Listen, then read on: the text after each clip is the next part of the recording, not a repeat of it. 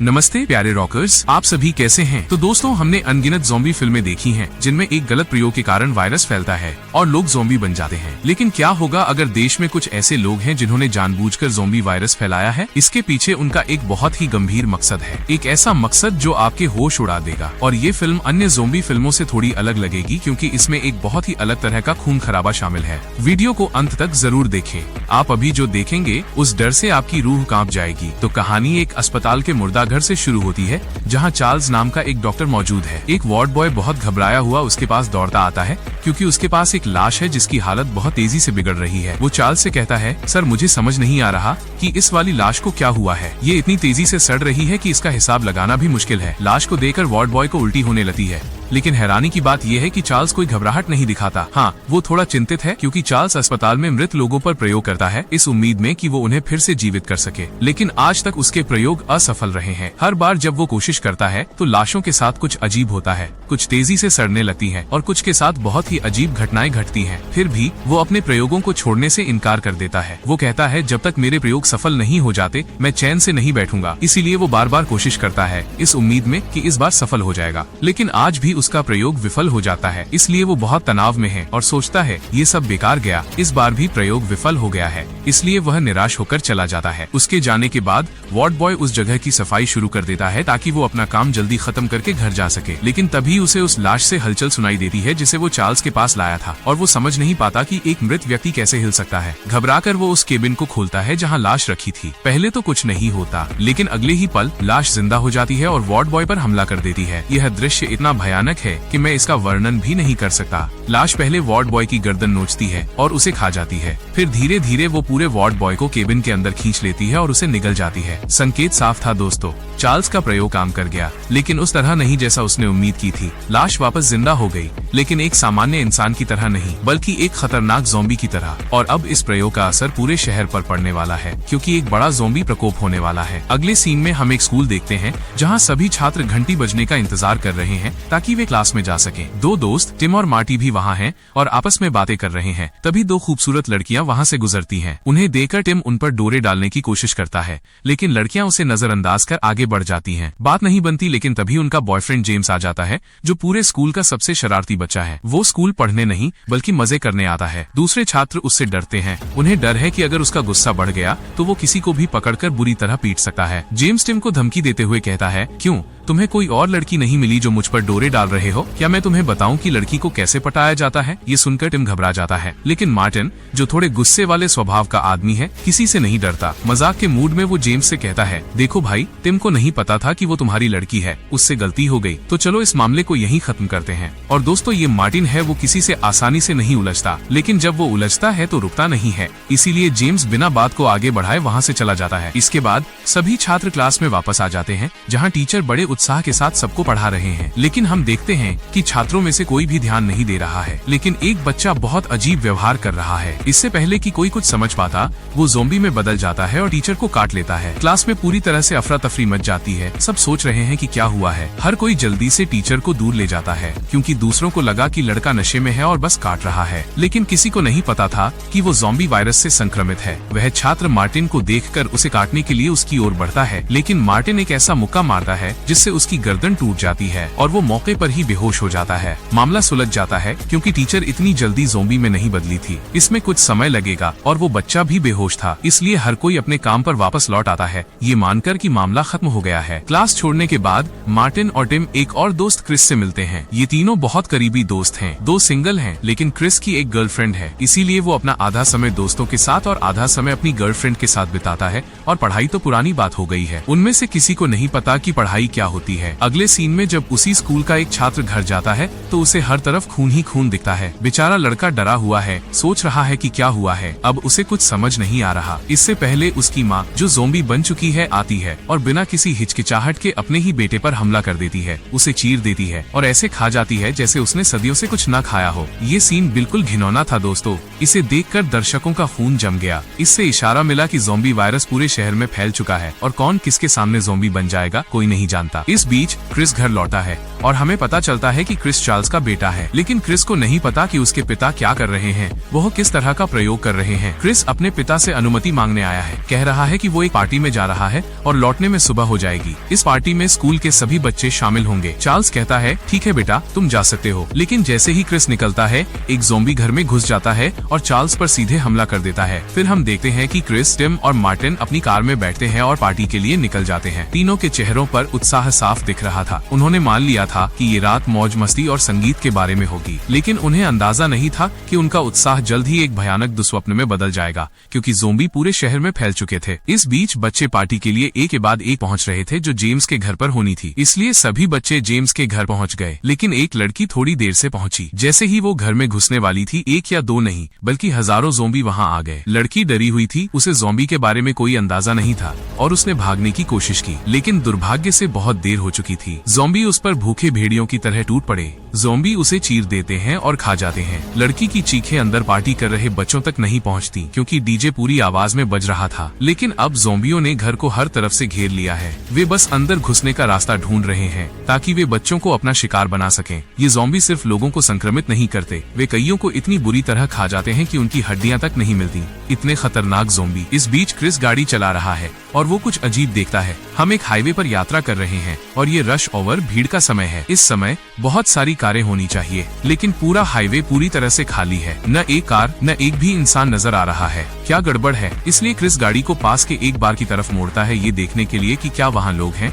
या पूरा शहर खाली हो गया है। अब हाईवे से नीचे आने के बाद दोस्तों को वहाँ भी कोई इंसान नहीं दिखता। ऐसा लगता है जैसे धरती सभी इंसानों को निगल गई है। तीनों दोस्त अंदर से बहुत डरे हुए हैं, सोच रहे हैं कि क्या हो रहा है। वे कार से बाहर निकलते हैं ये देखने के लिए कि क्या उन्हें कोई इंसान दिख सकता है। तभी उन्हें कुछ अजीब आवाजें सुनाई देती हैं, जैसे कोई चीज उनकी ओर बहुत तेजी से बढ़ रही हो। तीनों की हालत खराब है, सोच रहे हैं कि यह क्या है। उनकी आंखों में डर साफ दिख रहा था। और फिर अपनी जान बचाने के लिए वहाँ दोस्तों ने देखा कि ज़ॉम्बियों की पूरी सेना, जो हजारों में होगी, उनकी ओर बढ़ने लगती है। ये देखकर तीनों चिल्लाते हैं, ओ मेरे भगवान, ये क्या चीज है। उनके पास कार का दरवाजा खोलने और वापस अंदर जाने तक का समय नहीं था, इसलिए तीनों सामने वाले बार में भाग जाते हैं। ज़ॉम्बी दरवाजा तोड़ने और अंदर घुसने की कोशिश करते हैं, लेकिन किसी तरह वे इसे लॉक करने में कामयाब हो जाते हैं, वरना आज उन्हें ज़ॉम्बी का लंच बनने से कोई नहीं रोक सकता था। तीनों कांप रहे हैं, सोच रहे हैं कि उन्होंने जो देखा वो सच था या सिर्फ एक भ्रम। अचानक इन लोगों को क्या हो गया है? वे इस तरह व्यवहार क्यों कर रहे हैं? बाहर इंसानी कंकाल भी पड़े हैं दोस्तों। मेरा मतलब है ज़ॉम्बी अंदर आए, सबको मार डाला और फिर चले गए। तभी बाहर छिपा हुआ एक सुरक्षा गार्ड दिखाई देता है। गार्ड होने के नाते उसके पास एक शॉटगन है। वो उन तीनों पर बंदूक तानता है और पूछता है, क्या उन ज़ॉम्बियों ने तुम्हें काटा है? सच बताओ। तीनों कहते हैं, नहीं, हमें किसी ने नहीं काटा। हमें अभी पता चला कि बाहर ज़ॉम्बी आ गए हैं। और ये लोग कौन है वैसे भी? यहाँ क्या हो रहा है? गार्ड कहता है, मुझे पहले नहीं पता था, क्योंकि अचानक बाहर से ज़ॉम्बी आए और यहाँ हर किसी को शिकार बना लिया। मैंने बमुश्किल अपनी जान बचाई, लेकिन अब मुझे नहीं पता कि कहाँ जाना है। ऐसी कोई जगह नहीं बची है जहाँ ज़ॉम्बी मौजूद ना हो। सब कुछ खत्म हो गया है, दुनिया खत्म होने वाली है। वो ये कहते हुए रोता है। उसके दोस्त बहुत दर्द में हैं। तीनों दोस्त समझते हैं कि यहाँ रुकना सबसे अच्छा विकल्प नहीं है। क्रिस कहता है, हमें वापस कार तक पहुँचना होगा। अगर हम किसी तरह कार तक पहुँच गए तो हम शहर से बाहर निकल सकते हैं। ये जरूरी नहीं है कि ये वायरस अभी दुनिया भर में फैल गया हो, हम कहीं और जा सकते हैं। अन्य दो दोस्त अब सोचते हैं कि ये विचार पूरी तरह से बेकार है, क्योंकि इतने सारे ज़ॉम्बियों के बीच कार के अंदर जाना असंभव था। लेकिन कोई और विकल्प नहीं था। इस बीच वो बच्चा जिसकी माँ ने उसे काटकर ज़ॉम्बी बना दिया था, पार्टी में घुस जाता है। उसे दोस्त समझकर हर कोई उसे अंदर बुलाता है, जो उनकी सबसे बड़ी गलती साबित होती है। सबसे पहले वो अपना हाथ एक लड़की के पेट में डालता है, उसकी किडनी निकालता है और सबके सामने उसे खा जाता है। फिर दूसरे बच्चे चीखने लगते हैं, क्या कहें। हर कोई इधर उधर भागने लगता है, लेकिन जैसे ही ज़ॉम्बी एक को मारता है, वो ज़ॉम्बी के रूप में वापस जिंदा हो जाता है। वे पार्टी करने आए थे, लेकिन अब हर कोई ज़ॉम्बियों का शिकार बन रहा है। सिर्फ क्रिस की गर्लफ्रेंड खुद को कमरे में बंद कर लेती है, फिलहाल अपनी जान बचा लेती है।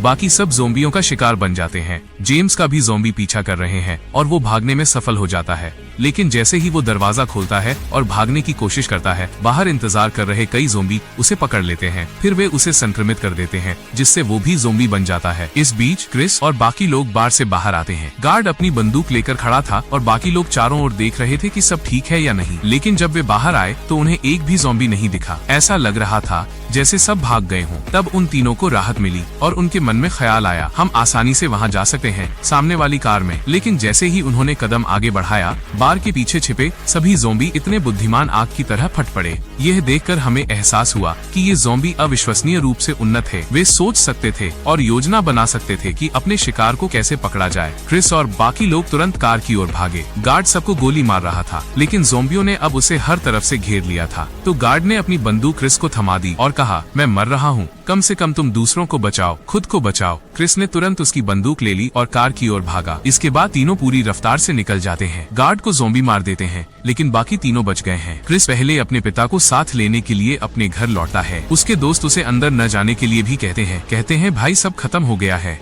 लेकिन क्रिस नहीं सुनता। जैसे ही वो घर में घुसता है, उसे हर तरफ खून ही खून दिखता है। तभी चार्ल्स आता है और उन पर हमला करता है। दोस्तों, उस समय क्रिस की एकमात्र चिंता अपनी जान बचाना थी। वो अनिच्छा से अपने पिता को जमीन पर पड़े कांच के एक टुकड़े पर धक्का दे देता है, जो चार्ल्स की आंखों में घुस जाता है और उसे मार देता है। फिर क्रिस घबरा जाता है और अपनी कार में लौट आता है। फूट फूट कर रोने लगता है। वह रोता है, मैंने क्या किया है, ये सब अचानक हो गया है। उसके चेहरे पर डर, उत्तेजना और भ्रम सब साफ दिख रहा है। थोड़ी देर बाद वो खुद को संभालता है और वे तीनों फिर से पार्टी के लिए निकल जाते हैं, इस उम्मीद में कि जो भी बचा है उसे अपनी कार में लेकर चले जाएं। लेकिन जैसे ही वे अंदर घुसते हैं, ज़ॉम्बी बन चुका जेम्स उनका स्वागत करता है। तीनों सीधे भागते हैं। क्रिस को अपनी गर्लफ्रेंड मिल जाती है, जो अभी तक संक्रमित नहीं हुई है, इसलिए वे सभी तुरंत गैराज में छिप जाते हैं। किसी को समझ नहीं आ रहा कि आगे क्या होगा। सब कुछ खत्म हो गया है, लेकिन क्रिस कहता है हमें स्कूल पहुंचना होगा। स्कूल यहाँ से थोड़ी ही दूरी पर है। आपातकाल की स्थिति में स्कूल या अस्पताल को सुरक्षित स्थान माना जाता है। पुलिस अधिकारी वहाँ लोगों को बचाने के लिए मौजूद होते हैं,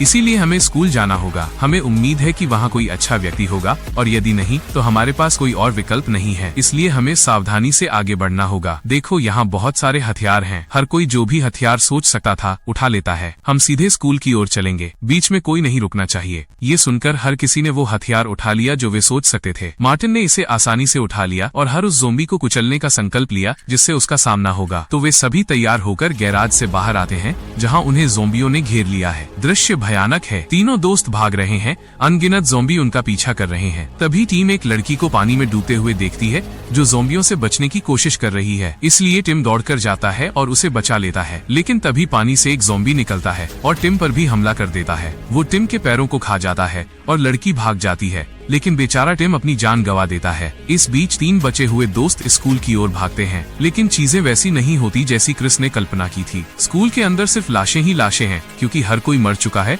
और ज़ॉम्बी के रूप में वापस जिंदा होने वाला है। तभी ज़ॉम्बियों का एक झुंड आता है जो उनका पीछा कर रहा है, इसलिए वे सब भागने लगते हैं। और वे कर भी क्या सकते हैं, वे छत की ओर भागते हैं, जहाँ से नीचे का नजारा सबसे बहादुर व्यक्ति को भी डरा देगा। नीचे की जमीन दिखाई नहीं दे रही थी, वहाँ केवल ज़ॉम्बी थे और उनकी संख्या का अनुमान लगाना अविश्वसनीय रूप से कठिन, लगभग असंभव था। तभी वो लड़की आती है जिसे टिम ने बचाया था। मार्टिन उससे पूछता है कि टिम कहाँ गया। वह उसे सब कुछ बताती है। मार्टिन लड़की पर भड़क जाता है और कहता है, टिम तुम्हारी वजह से मारा गया। मार्टिन पागल हो गया है। वो घोषणा करता है, सब खत्म हो गया है, हम भागकर भी मरेंगे, वैसे भी मरेंगे ही, इसीलिए मैं चेनसो लेकर उन सभी ज़ॉम्बियों को मारने जा रहा हूँ। मैं मरूंगा, लेकिन मैं उन्हें भी मार दूंगा। बाकी दोस्त उसे रोकने की कोशिश करते हैं, लेकिन मार्टिन नहीं सुनता। वह अपनी चेनसो का इस्तेमाल करते हुए सीधे ज़ॉम्बियों के झुंड में घुस जाता है। वो उन्हें मारता है, लेकिन यह स्पष्ट है कि एक आदमी अकेला हजारों ज़ॉम्बियों से नहीं लड़ सकता। थोड़ी देर बाद ज़ॉम्बी उसे दबोच लेते हैं और मार डालते हैं। और फिर जब तीन बचे हुए लोगों पर हमला होता है, तो दूसरा ज़ॉम्बी लड़की को उठाता है और छत से नीचे फेंक देता है। इससे लड़की की भी मौत हो जाती है। अब सिर्फ क्रिस और उसकी गर्लफ्रेंड बचे हैं। वे स्कूल में आराम करने और दूसरी योजना बनाने के लिए एक सुरक्षित जगह की तलाश कर रहे हैं। लेकिन तभी एक सैनिक दिखाई देता है जो उन्हें पास बुलाता है। वे सैनिक के पीछे जाते हैं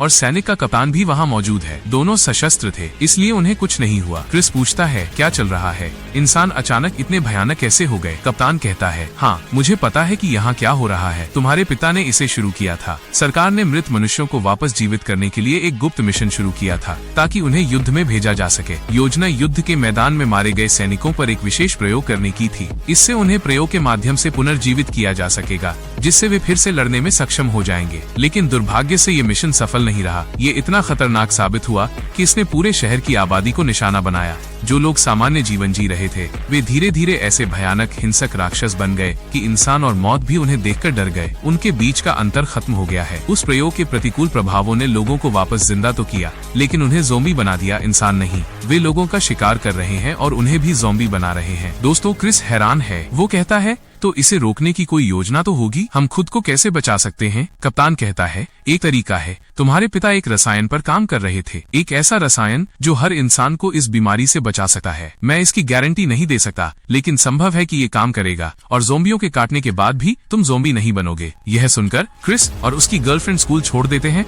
और अस्पताल की ओर चल पड़ते हैं, क्योंकि चार्ल्स वहीं प्रयोग कर रहे थे। रसायन वहाँ हो सकता है। कप्तान ने उन्हें अपनी कार की चाबियां भी दी थी, इसलिए वे तुरंत अस्पताल पहुंचते हैं। अस्पताल पहुंचकर वे रसायन खोजने के लिए हर कोने की तलाश शुरू कर देते हैं, लेकिन तभी कुछ नकाबपोश लोग वहां पहुंचते हैं जिनके पास बंदूकें हैं। वे क्रिस और उसकी गर्लफ्रेंड पर गोलियां चलाना शुरू कर देते हैं। दोस्तों, क्रिस को समझ नहीं आ रहा कि ये लोग कौन हैं और वे हमें क्यों मारना चाहते हैं। क्या ऐसा हो सकता है कि उन्होंने रसायन चुरा लिया हो? इसलिए क्रिस अपनी गर्लफ्रेंड के साथ वहाँ से भागने की कोशिश करता है, लेकिन जैसे ही वो अस्पताल से बाहर आता है, हजारों ज़ॉम्बी उसे फिर से घेर लेते हैं। बस इतना ही दोस्तों, इसी सीन के साथ कहानी खत्म हो जाती है। अब ये नहीं बताया गया है कि वे नकाबपोश लोग कौन थे और क्या क्रिस और उसकी गर्लफ्रेंड खुद को बचा पाएंगे। बस अपने मन में कहानी बना लीजिए दोस्तों, क्योंकि डायरेक्टर ने कहानी यहीं खत्म कर दी। अगले वीडियो में मिलते हैं।